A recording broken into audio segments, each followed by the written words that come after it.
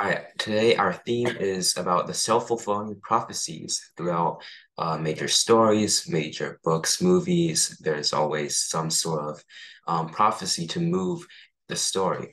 Like Harry Potter, I'm sure everybody has read Harry Potter. That's half of what we're going to talk about. Harry Potter is fueled by the prophecy, right? Because in the beginning, well, in the beginning of the whole timeline of the story, not more like the books, but like Voldemort and he was like doing good and everything, and then he had um a prophecy made about him, and then that's basically what motivated him to go kill Harry's parents and what basically started the storyline and why Harry hates Voldemort and why like this whole story is happening. So the self-fulfilling prophecy, we're not just here just to talk about just a single prophecy. We're talking about the self-fulfilling prophecy. And basically, most prophecies come true, which is like a major theme See, of, the fire. huh? What about like all the prophecies and Wings of Fire? Every single Oh, art series is I like based on a prophecy. I didn't really read Wings of Fire. I read like the first few books and then I just like a few years ago.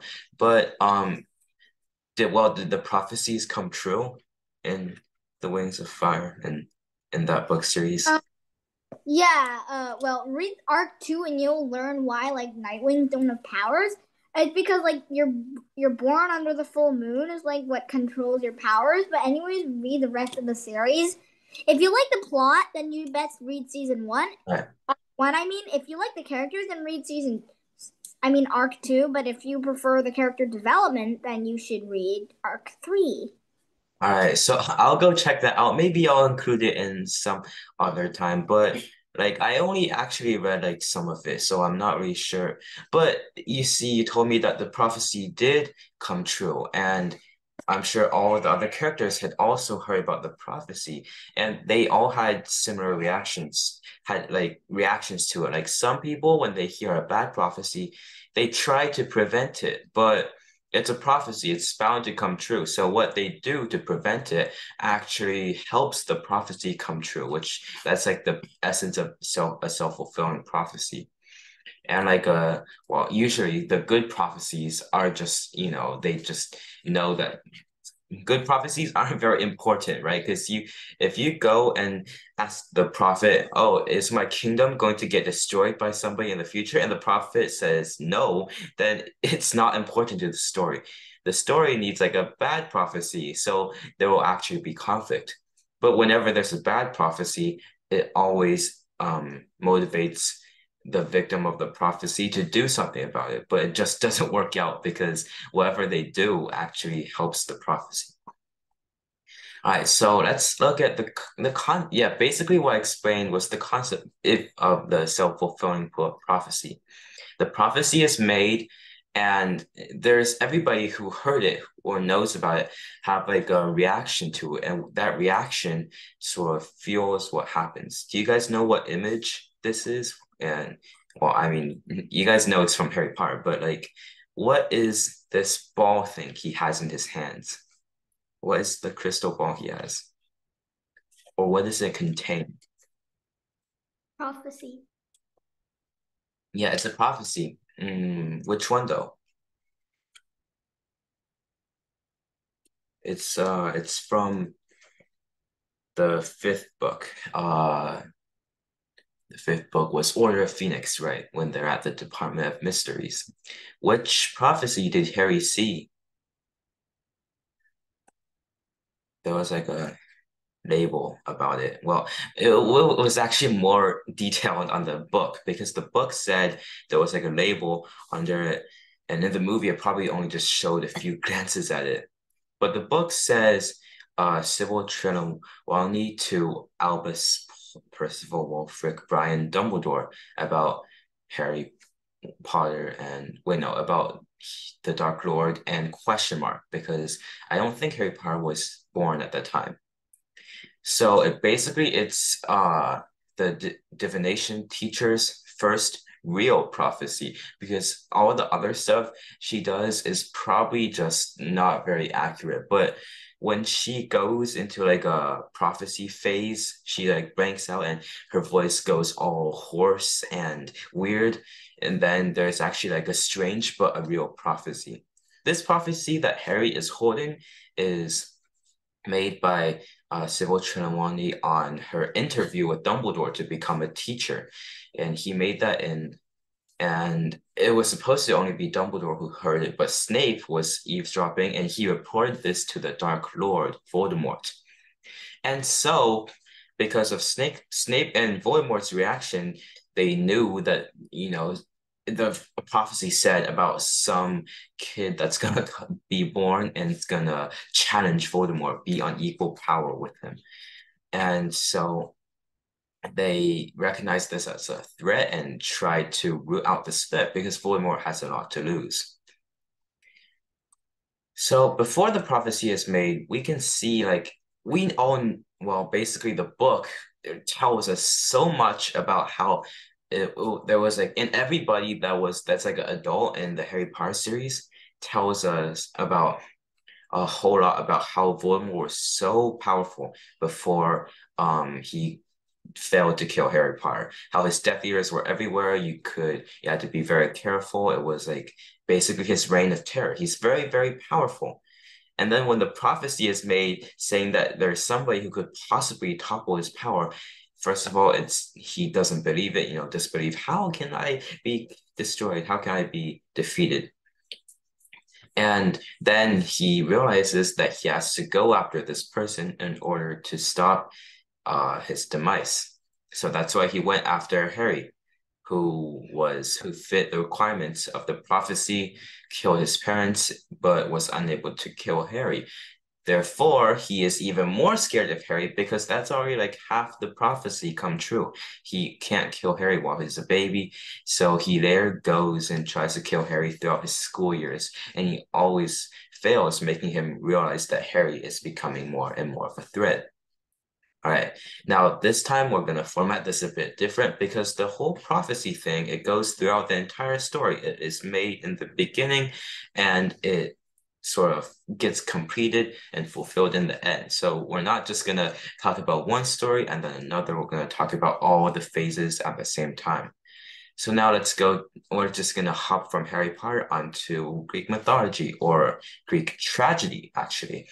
That's Oedipus the question. Rex. Yeah. Yeah，为什么伏地魔他的力量已经非常非常强大了，而且他还有7个魂器，他为什么还要害怕一个这样的一个，就是说还出一个卑鄙的关于卑鄙的一个 prophecy 呢？ Yeah, well, the reason I don't think he was actually that scared of Harry, but it's more like a precaution because prophecies are usually trusted.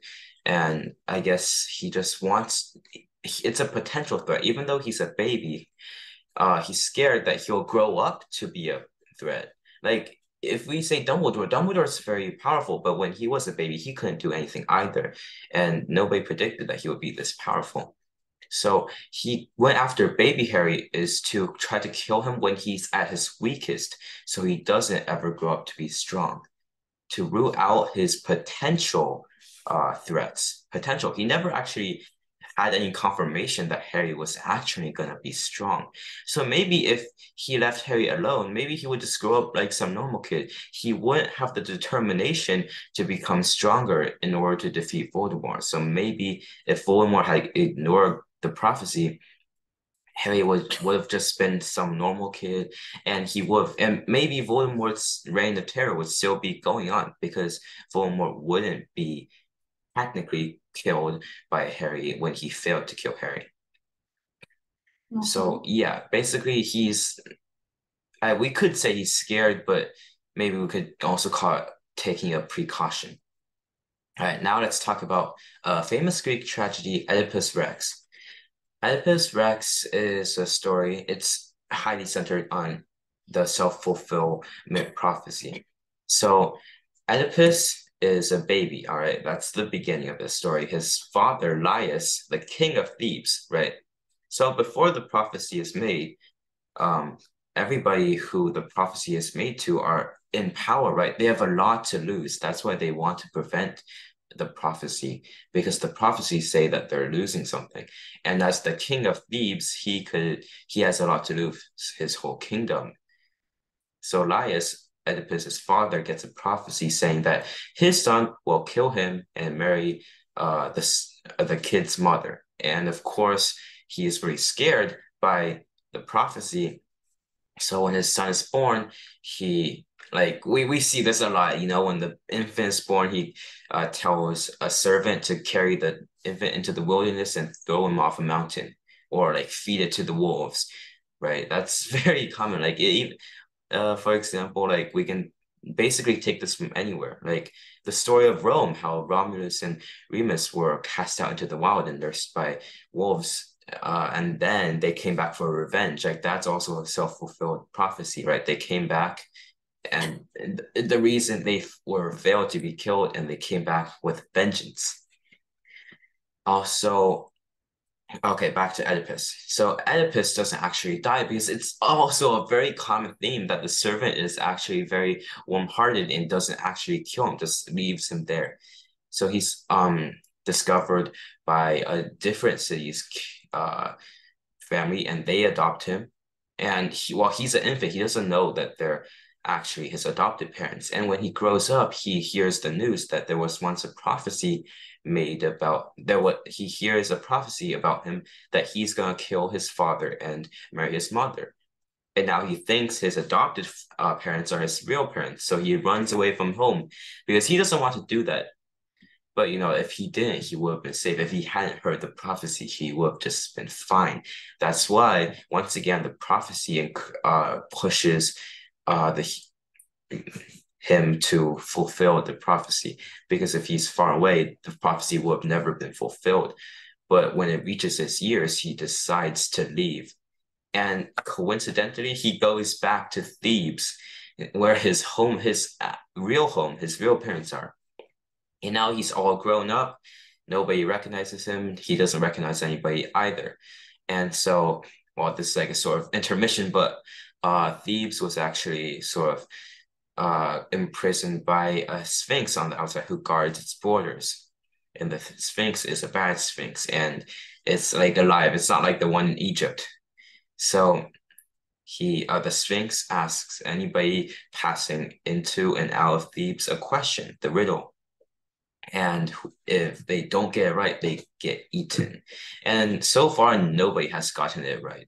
That's why Thebes is suffering. And yeah, so Oedipus wants to go in, so he has to answer the riddle. Have you guys ever heard of the Sphinx's riddle? And do you know what it is? It's a I very know. Yeah, go Who ahead. has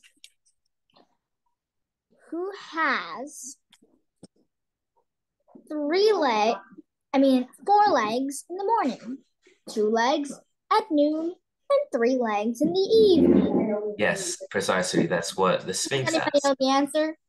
Yeah, anyone know the answer to the riddle? Again, I know the answer, but I'm gonna keep my mouth shut. All right, if nobody else wants to answer, you can say it, I guess. Anyone know what has 4 legs in the morning, 2 legs in the noon, evening, after it's like lunchtime, around lunchtime, and 3 legs at night. Well, In night, the evening? evening, yeah, evening. I don't know. I don't remember the phrasing, but it's around like breakfast, dinner, lunch, dinner, like those times. Who knows the answer? Oh no. I thought everybody knew this one because I know. okay, go ahead. It's a person. Yes, it's humans because the daytime is actually a metaphor to age. Like when you're a baby, like in the morning, you're a baby, you're crawling on all fours. Yeah. Yeah, and Yeah. I don't think I need to explain this. I think everybody knows, right? Everybody knows. Yeah. Explain. Okay, I'll just explain it. In noon, you're an adult. You can walk using 2 legs. And in the evening, you're like an old person. You have a cane. That's why it's 3 legs. I mean, the cane thing is kind of wacky. Like, who knows if you have a wheelchair or something? All right. Anyway, so The See? Sphinx, the Sphinx was outsmarted, and the Sphinx was like really in despair, like I was supposed to be the smartest, and the Sphinx throws itself off a cliff because it got outsmarted, and thus Thebes was free. And then, well, they didn't know that yet, but Oedipus goes in, and then he encounters the royal entourage, which is basically a group of people carrying like a um carriage, yeah, carriage with a royal inside. And then they were being disrespectful, so Oedipus kills everybody and the royal inside, which, spoiler alert, was actually the king of Thebes, Laius. And you want to remember who Laius is? The king of Thebes. Oh yeah, it was more like a relationship question. He's Oedipus's father. Of course, we don't know that at the time. He wouldn't recognize his father. Anyway, so he goes inside, like I mean, this death isn't really, nobody really cares about it, I don't think, because afterwards they throw like a big celebration because Oedipus had killed the Sphinx, and the queen Jocasta offers to marry Oedipus because apparently the last king died, and so now she can do that. Yeah, so that's like the prophecy already fulfilled. But and he's happy now. Oedipus is happy. He got to be king.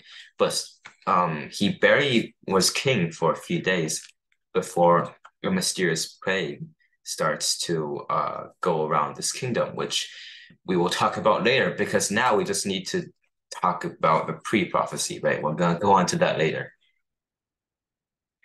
All right, so oh yeah. This is a scene from Harry Potter and the Deathly Hallows, but it's more like a memory. It's about how this Snape actually does play a very important character in this because he's also one of the factors of this. Voldemort deciding to go kill Harry, and because of that, he also kills Harry's parents, which turns Snape against him. And Snape was a very helpful person to Harry and his team to getting rid of Voldemort's Horcruxes. He gave them a sword, which enabled them to firstly stab the locket, and secondly trade to Griphook for the cup, and thirdly let Neville cut Nagini up. Right, so Voldemort turned his most valuable servant against him, and that basically didn't go very well for him. All right, let's watch this clip. Don't ignore me, Severus. We both know Lord Voldemort has ordered the Malfoy boy to murder me. But should he fail, one should presume the Dark Lord will turn to you. You must be the one to kill me, Severus. It is the only way. Only then will the Dark Lord trust you completely.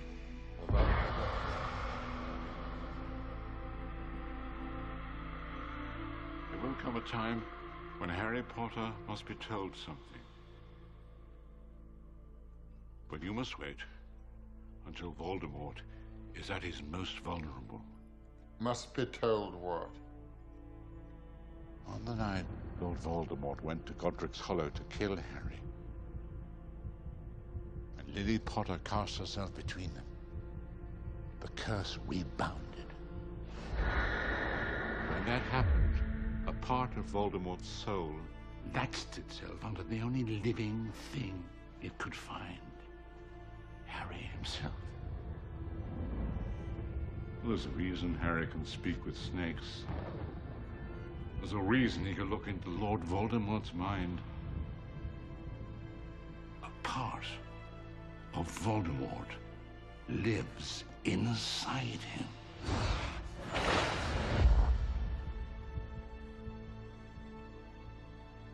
So when the time comes, the boy must die? Yes. Yes. He must die.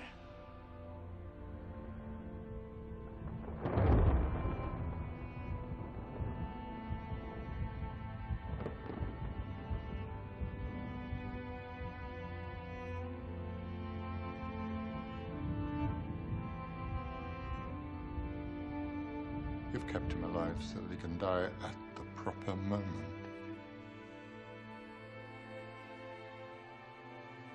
You've been raising him like a pig for slaughter.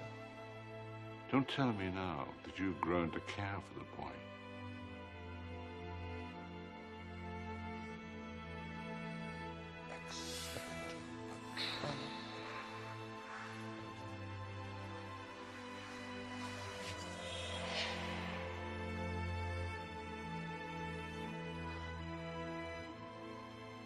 Lily? After all this time?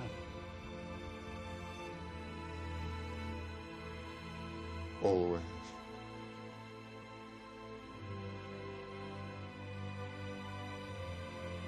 So when the time comes, the boy must die. Yes. He must die. And Voldemort himself must do it. That is essential. So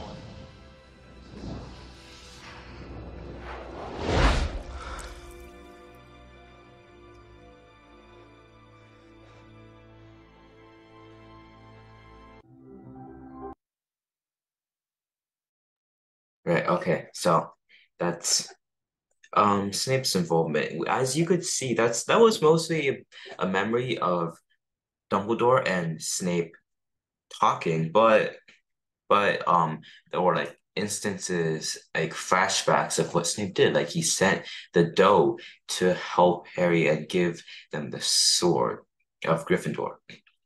And like actually the whole Voldemort had in the beginning had actually promised Snape, well not promised, but agreed to spare Lily because Snape didn't want her to die. But she was in the way, so he killed Lily, and then Snape just immediately went and found Dumbledore and said, "Oh, I'm joining your side now." And that was and Snape, I mean not Snape, Voldemort never anticipated this because Voldemort never believed in love, the power of love. That was also a major motif about how like Dumbledore in the seventh book, as he was teaching Harry, was like, Harry, love is your major power your major power against Voldemort. But it actually is because Voldemort doesn't believe in it, so he doesn't know what it can do to people. Right, so we're not going to talk about Snape that much. We're going to move on. All right, so escaping the prophecy is usually what is done after the prophecy is heard. Like Voldemort going to kill Harry and then also killing his parents in the process. He is trying to escape it, escape what could be, escape what the prophecy is saying, escape like the bad stuff. Like the king, King Laius, throwing away baby Oedipus, and also King Priam exiles Paris. Do you guys know who King Priam is? Who is King Priam? I think no Yeah, one. yeah, he's like a minor character. Don't worry about him too much. He's the Trojan king in the Iliad. So the reason I didn't really talk about him in the last instance was because the Trojan War was mostly like the consequences. And yeah, so basically there was like a prophecy made that his second son would bring ruin to Troy. And of course, he didn't want that, so he exiled Paris. That's why, even though Paris was a prince in the story of the Golden Apple of Discord, he was uh, like a shepherd. He was with the sheep and the plains. He wasn't like a royal person. So these are the examples of escaping the prophecy, trying to escape fate. Voldemort went to kill Harry because he was afraid of what Harry would do. The king throwing away babies. That is a very common theme. King throwing babies away, sending servants to feed the babies to wolves, sending servants to chuck babies off mountains and such. That's actually very common throughout history, mythology, and a lot of stuff. I think there was also like a few cartoons about it or something. So there's But sometimes escaping the prophecy isn't just the prophecy. Sometimes it's more like a fear. Sometimes it's more like a prediction or something. Like the prophecy, we're just saying the prophecy because it's something that people fear might come true. And for example, if this image, do you guys know what this image represents? What it is? Who is this guy? Moses, doing the staff separating the sea. Yes. So do you guys know about Moses' story? Yeah, I think you guys should know. But basically, he's like he is Oh man, can I play my music? huh? Mhm. Okay, so That's Moses, the question. I think you should check your mic because I don't think it's working very well. But anyway, Moses is an Israel person in Egypt, and the last story in the Bible was how Egypt was saved by some other guy. I didn't I mostly just looked at Moses' story.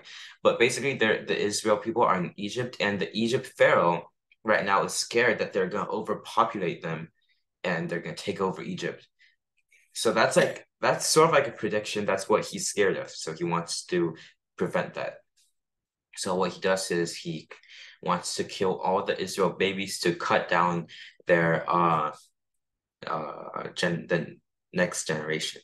So yeah, that happens, but Moses is hid, and Moses actually was upon like put in like a small basket and drifted down the river, and he was later taken in by a princess or queen or some royalty, and then he ran away after killing an Egyptian slave owner who was abusing the Israel slaves, and then he leads the Israel people into a new land. He splits the Red Sea, and yeah, so that's like I guess the Egyptian Pharaoh tried to escape what he thought might happen. It's not exactly a prophecy because it didn't actually happen, but it's like he thought that would happen. And so he tried to prevent it. Yeah, it's like people do that to prophecies, people do that to predictions, like in those movies. Um, the bad guy has like he's scared of the hero, so he tries to uh kill him while they're weak and stuff. It's not really like prophecy related, it's more like a prediction. There's a difference because predictions aren't always true, but prophecies usually are.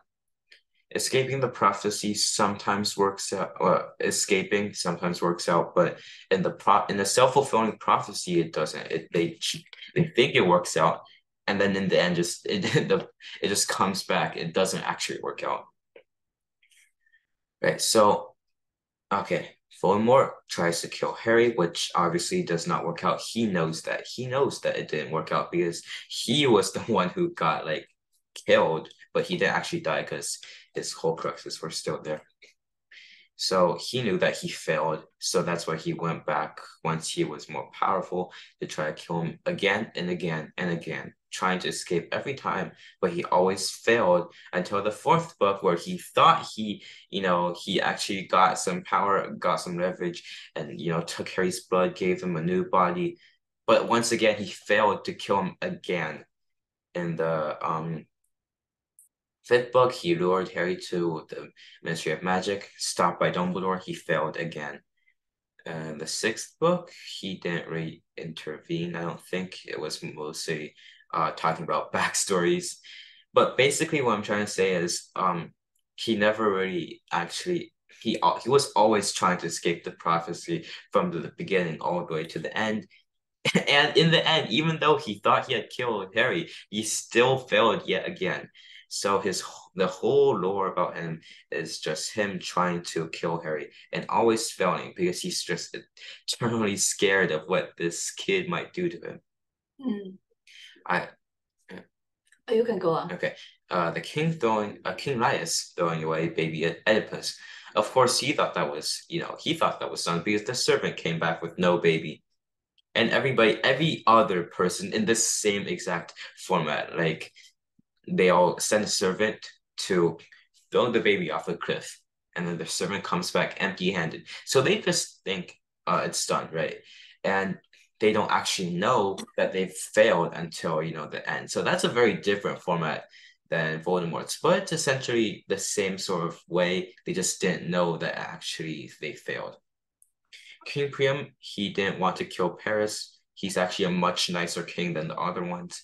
He just exiles him so that he can never return to Troy, because it says he'll bring ruin to Troy. So as long as he doesn't come back, it should be fine. But then he fails because Aphrodite, after Paris gave her the golden apple, sort of made them forget about the prophecy, and Paris goes back, also bringing Helen and the Trojan War, which we will talk about later. 我发现could you please translate for me? Yeah，我发现一个预言它仅仅只是一句话，但是要实现这个预言，它中间有无数无数的事情是围绕这个预言的。所以说，你想阻止这个预言的发生，其实你不是阻止一件事就可以，你是要阻止这个过程当中的无数件事情，这是几乎是很难实现的。所以你看他们escape the prophecy，然后不管是杀这些孩子，从第一步就开始出错，这些总是有那个不忍心的仆人或者是其他的一些事情导致这个孩子死不了。然后呢，又会出现比如说还有一些情况，就是说这个孩子，比如说像那个 Paris。in Troy， 他还会出现他被3个女生选中来判断金苹果的这些事情。女神，对女神们选中，就说，你无法去阻止，就是实现这个预言当中的很多的事情。所以有的时候，你越是相信这个预言，越是去极力去避免它，反而会越是有的时候会推动这个预言真正的发生。就像那个俄狄浦斯这个事情。如果他的父亲不相信这个预言，那俄狄浦斯是这么好的一个人，他肯定会继续孝顺他的父母，跟他们父母的很好的生活在一起。如果俄狄浦斯他自己也不会去相信这个预言，他还是在他原来的就是被他养父母收养的那个地方生活的话，他也不会离开家，也不会跑到那么远的地方去。杀掉他的父亲，然后又造成后面的这个悲剧。所以说，这个 prophecy 仅仅只是一句话，但是它中间的这个过程实在是太复杂了。Could you please thank you? So the prophecy may just be like a one minute talk, but to prevent it means preventing multiple events, which is insanely hard. You would have to rule out every single part. I mean, honestly, the kings, they should have just done it themselves, because why? Because a servant in these stories never work out. Right. And also, if they had just ignored the prophecy, maybe it wouldn't have happened, because we see Oedipus, he ran away from his adopted parents because he thought that he would be killing his father and marrying his mother, which is a horrible thing. And he's actually a very good person. So if they had just ignored it, he would have grown up to be a very loyal child. Yeah. But once again, a prophecy is a prophecy, and a prophecy a prophecy always comes true. And if King Laius was the person to ignore the prophecy, then the prophecy just wouldn't say anything about that, because it knows that it wouldn't ever happen. And it is precisely how that King Laius is that type of person that's like really scared that he'll lose something, that the prophecy knows that King Laius would definitely listen to it. And so that's why it has what it says and why it causes it. It's sort of like a loop. It's really complicated, but yeah, prophecies always come true. If King Laius... In Greek mythology. Yeah, like in those other movies and stuff, the prophecies, they make a prophecy and then it's like, oh no, it's really bad for our hero. And in the end, it's like everybody, oh no, we misinterpreted the prophecy. It actually meant good stuff. Or like, yeah. Also like, there's also like a Star Wars prophecy, right? It said how Anakin was supposed to be the chosen one. And there they say that Luke was supposed to be the chosen one. But I think George Lucas also said that Anakin is actually the chosen one. He said he would bring balance to the Force. And the Sith were actually like endangered species. There weren't many of them left. So him being an addition to their forces was indeed balancing it. So I guess he is one, but because everybody just thought he was supposed to be good, that's what balance meant. But with too much good, there's like no evil. That's balance means a fair share of good and evil, not just like a ton of good. So a lot of these movie prophecies are often just misunderstood. That's why people think it's good when it's actually bad, or when it's bad but it's actually good.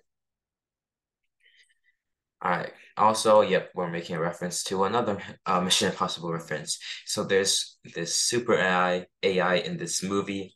It predicts that Paris, the killer, will betray them because Ethan saved them.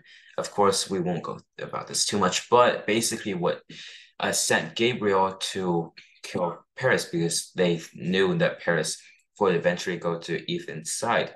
But of course, at the time, all Paris owes Ethan is that Ethan's decided not to kill her. But then Gabriel decides to go, oh my God, I'm gonna go stab this loyal assassin. And so that causes Paris to basically go to Ethan's side. Basically, like, it's self-fulfilled, right? It's like, oh, go convince this woman to not betray us. And then Gabriel just goes over there and tries to stab her, and then she runs away and goes to help Ethan. Like, we won't go on this too much. Let's watch this video is actually very, very short, and I'll be talking about it a bit more after. This one is Gabriel. Yeah, the red one. the man is Gabriel, the woman is Paris.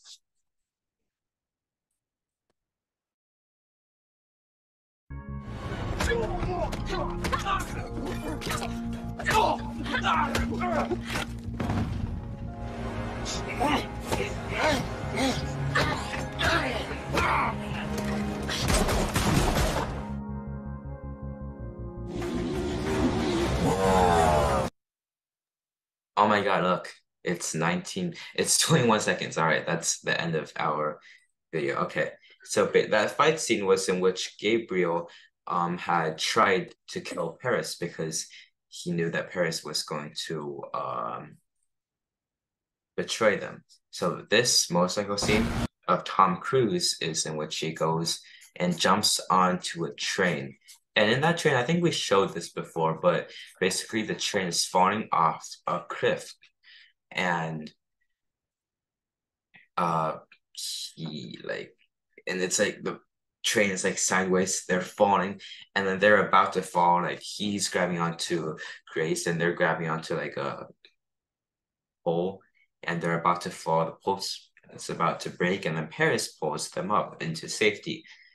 And yeah, basically saving him, and talking about how, oh, you should go fight Gabriel, his secret base is at something. Basically, she devotes to their side now.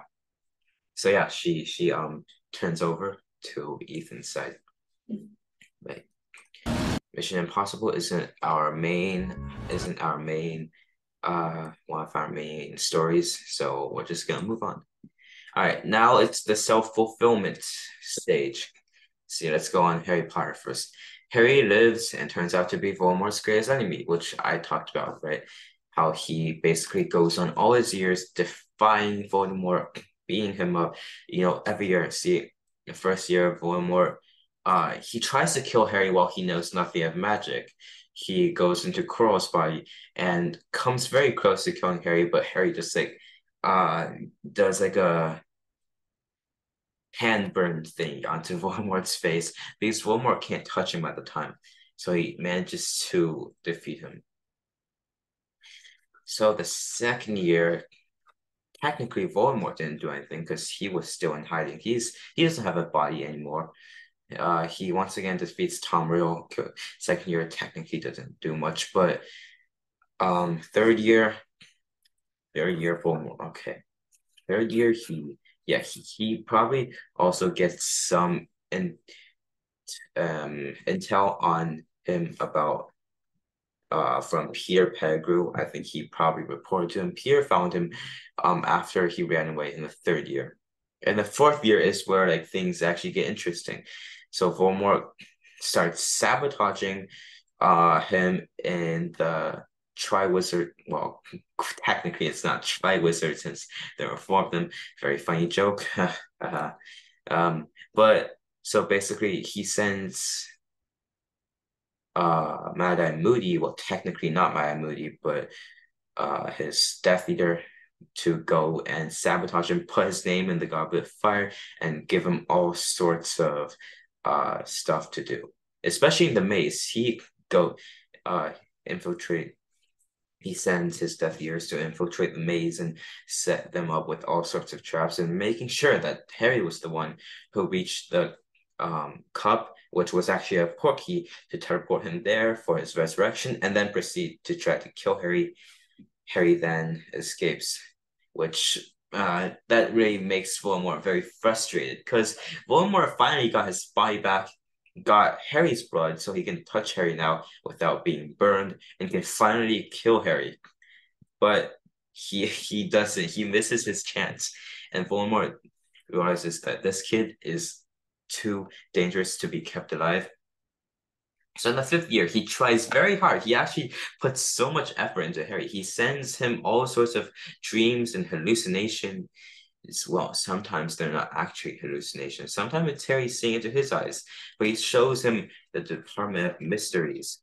Tries very hard to lure him into the Ministry of Magic to get the prophecy thingy and then kill him and hand it over. So I think Voldemort he in the beginning he only heard the prophecy through Snape, and he didn't actually hear the prophecy. So I think he might have wanted to hear the full prophecy. So yeah, but still there was also a chance to kill Harry, and then in the end, Harry threw the prophecy orb and it shattered. So Voldemort was had to just he can't just leave, he goes, tries to kill Harry, stopped by Dumbledore, and yeah, he loses again. So Voldemort didn't has never won against Harry. So that proves to be very annoying to him. He's like Harry is Voldemort's greatest enemy, and their rivalry, even though he probably can't beat Voldemort in a 1v1 fight, but still he has never ever lost to Voldemort, like directly, completely. Mm. All right, we'll talk about how Voldemort dies later. Mm. Now, next, Oedipus kills his father without knowing. We talked about that before. That's fulfilled, right? Fulfilled the first part, how he would go up to kill his father, and then he, as the savior of Thebes, becomes king and marries Jocasta, his mother. So that's also the second part, right? I think that's fulfilled. And later on, of course, he also there's consequences. There's a lot of consequences. For example, there's a plague, a mysterious plague that nobody even has known before, comes into the city, and he has no idea how to get rid of it. So his kingship skills are immediately put to the test. So what he does is to consult another oracle, but this time the oracle doesn't give him like a prophecy, but he does give him an answer. But like oracles never answer your questions; they just make you wonder about stuff. So what the oracle, yeah, what the oracle tells him is that whoever killed the previous king was the one who had caused the plague. So as long as they exile whoever killed the previous king, the city would be fine. And of course, Oedipus doesn't know who it was. Nobody knows who it is except for us, who, yeah, we know who it is, right? So he goes all detective on this case, and he is determined to find this because Thebes is now his responsibility. He's the king now. So yeah, we'll talk about how he finds out later on and the consequences of it. Lastly, let's go to Troy. So with Aphrodite's favor, Paris returns to Troy, becomes like a proper prince, like what he was supposed to be. And then Aphrodite is part of the deal to give him the most beautiful woman as his wife. Unfortunately, that woman is already married, so Paris. But Aphrodite doesn't care. If she got a golden apple, she has to keep her end of the deal. So she gives Paris Helen, and with Helen, he brings Helen back to Troy. But you guys know what else he brought? What else did he bring back to Troy?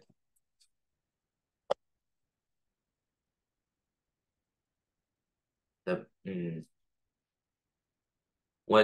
what happened when after Paris brought Helen to Troy?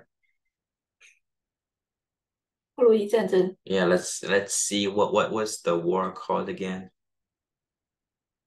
The Trojan War. 说这种 Right. So you guys might wonder why would all of the Greeks come? Because it would have just been like a personal matter, like Menelaus would just go himself. But there was a contract because everybody wanted, since Helen was the most beautiful woman at the time, they all wanted to marry her. So they came up with a really dumb idea of drawing sticks.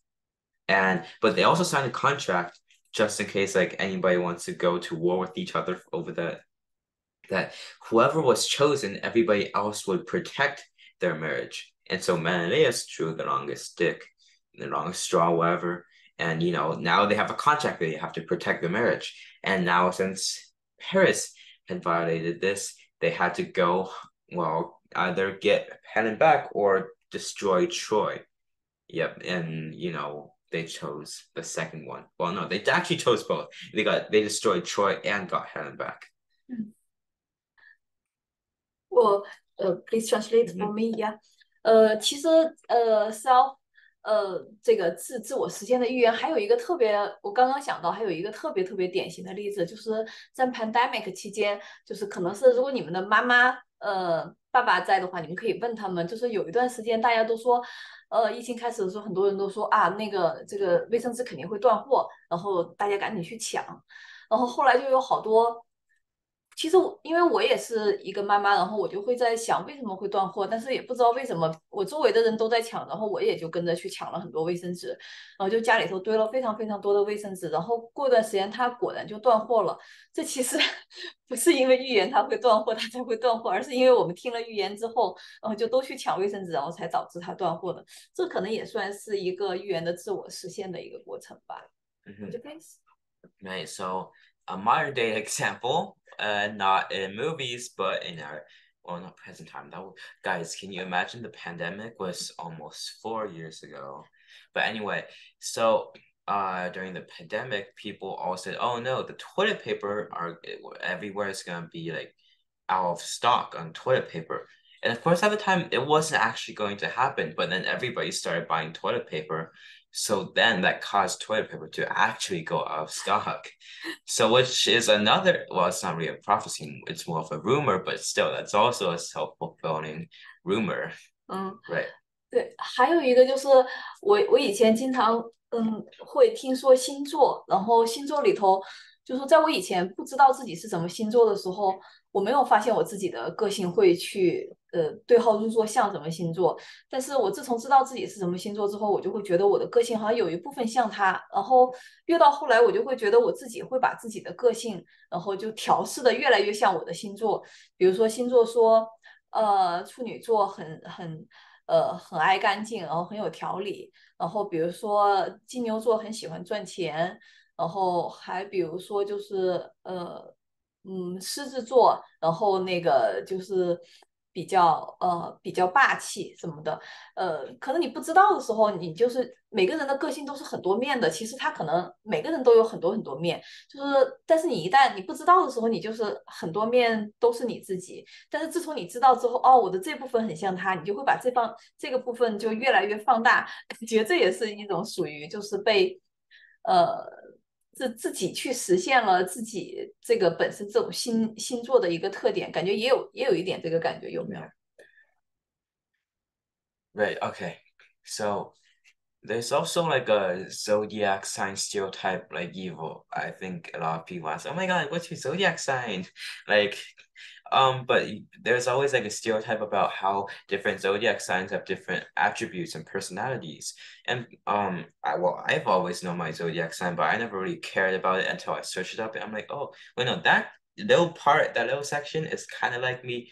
And then we just go on and make ourselves more and more like that stereotype. So if we had never had these zodiac stereotypes, we would have just been ourselves. But like when you see that, like you see, oh, is that how I'm supposed to be? And then you realize that part of it is like you, so you just think and you start to develop yourself into that stereotype. Okay. So next is actually going to be a long short video. It's actually 8 minutes, but I'm only gonna play it to 5 minutes. So let's watch this real quick. It's the fall of Troy.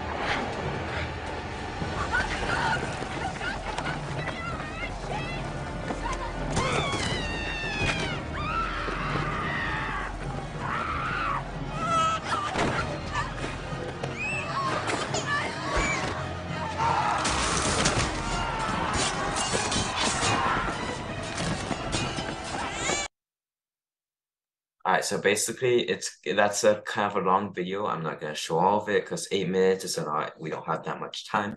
Also, basically we can stop here because all I wanted this video to demonstrate is the fall of Troy and the consequences that Paris brought with him.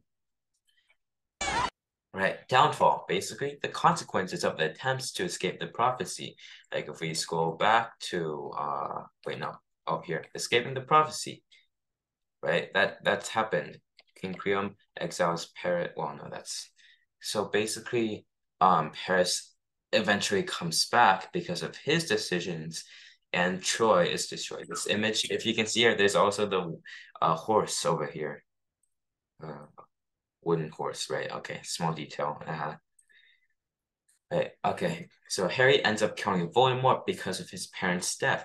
He is driven with determination to kill Voldemort, who basically took his normal life away. He had to live with the Dursleys for 11 years. 11, well, technically 11 years before Hogwarts. He still had to go back, but then he discovered Hogwarts, which was basically his new home.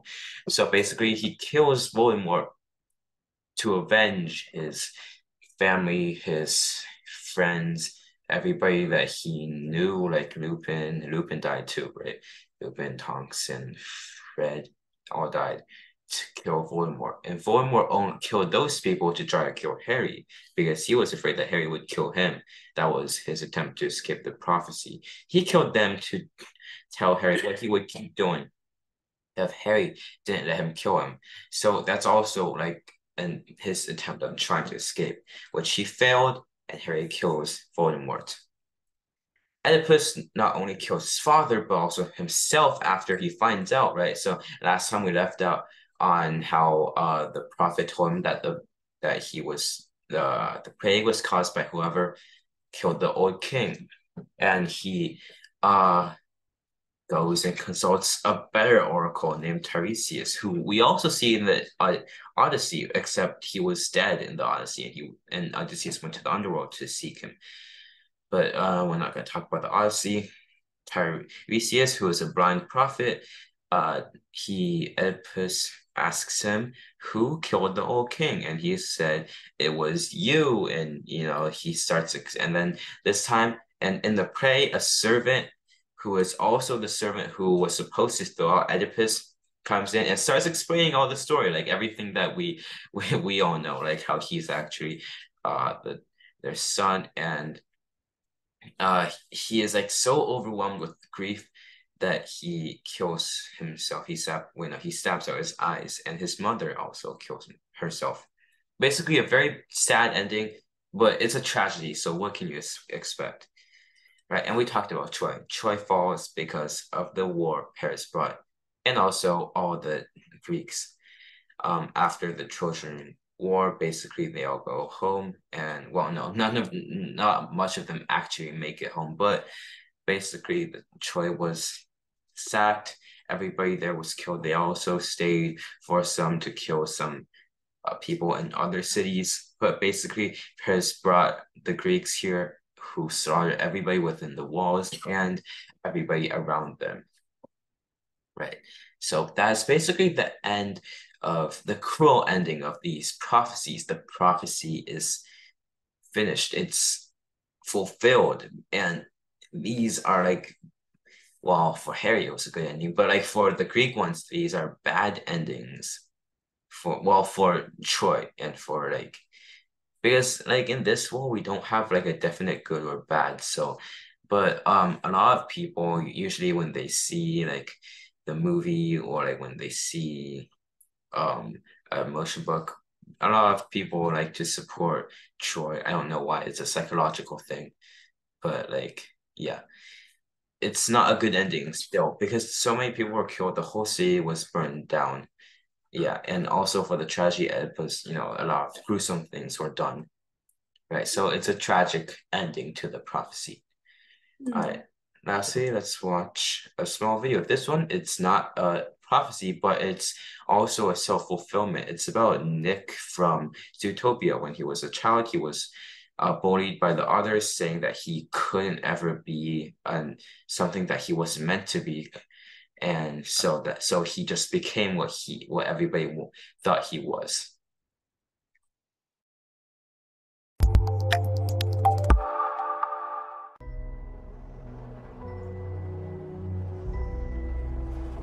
Thank you. Never let them see that they get to you. So, things do get to you? I mean, not anymore, but I was small and emotionally unbalanced like you once. Har. No, it's true. I think I was 8 or maybe 9, and all I wanted to do was join the Junior Ranger Scouts. So my mom scraped together enough money to buy me a brand new uniform because, by God, I was gonna fit in. Even if I was the only predator in the troop, the only fox. Okay, Nick. I was gonna be part of a pack. Ready for initiation? Yeah, pretty much born ready. I was so proud. Okay, now raise your right paw and deliver the oath. I, Nicholas Wilde, promise to be brave, loyal, helpful, and trustworthy. Even though you're a fox. What? No! No! What did I do wrong, you guys? No! Please tell me what did I do wrong? What did I do?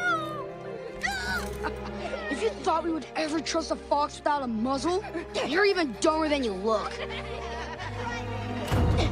he gonna cry?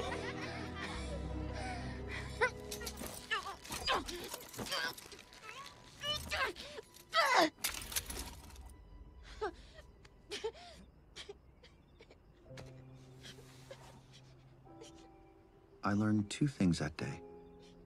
1, I was never gonna let anyone see that they got to me. And 2? If the world's only gonna see a fox as shifty and untrustworthy, there's no point in trying to be anything else. Nick, you are so much more than that. Yep. Okay. So, right. So we can technically say that was like that something that caused him to be what it was. Like in the beginning, he didn't actually want to be like a con man because that's what he introduced himself as in the movie. But like what happened basically affected him so that he would actually become what they said he was. Right, so in the end, like prophecies, you shouldn't let them, and like predictions and fears, you shouldn't let them like control you because that's what happens, and that's what also happens to everybody's downfall. Like Voldemort, he got scared and he tried to kill Harry, which resulted in his death. King Midas got scared of Oedipus, so he threw Oedipus away. But Oedipus um came back, he didn't know it, and then resulted in King Midas' death and also basically the entire royal family's death. And King Priam, if he just had kept Paris, maybe Paris would not have been chosen to judge the 3 goddesses. So in the end, if you just don't listen to prophecies because they're just Control yourself. yeah, Control your fate. control your own fate. Don't don't listen to prophecies. Yeah. All right. Next one will be our last, and it will talk about more minor characters. Even though we've talked about major characters like Dumbledore, Voldemort, Grindelwald, Harry Potter, all this time we'll be going down to the smart ones. See you guys next time.